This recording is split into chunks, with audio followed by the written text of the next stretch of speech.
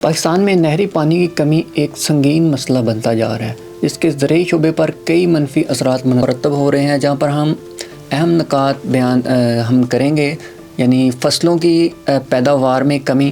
نہری پانی کی قلت کی وجہ سے کسانوں اور فصلوں کو سیراب کرنے میں خاصا مشکلات پیش آ رہی ہیں، جس کے نتیجے میں پیداوار میں نمایاں کمی واقع ہوتی جا رہی ہے۔ خاص طور پر گندم، چاول، کپاس اور گنا جیسی فصلیں متاثر ہو رہی ہیں۔ زمین کی زرخیزی میں کمی آ رہی ہے۔ جب مناسب پانی میسر نہ ہو تو زمین خشک ہوتی جاتی ہے اور اس کی زرخیزی بتدریج کم ہوتی جاتی ہے۔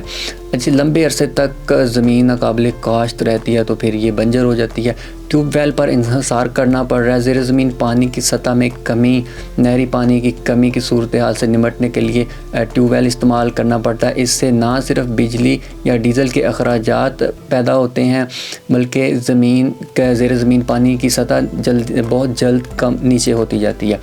اس پہ معیشت پر بھی اثرات ہیں۔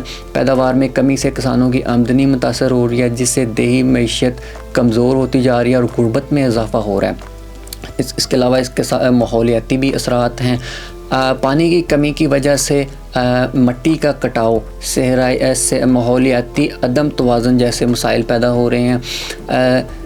زرعی ہجرت، جس میں پاکستان کی پانی کی کمی کی وجہ سے کئی کسان زراعت چھوڑ کر دوسرے شعبے اختیار کرنے پر مجبور ہیں، یعنی شہروں کی طرف ہجرت کرنے پر مجبور ہو رہے ہیں۔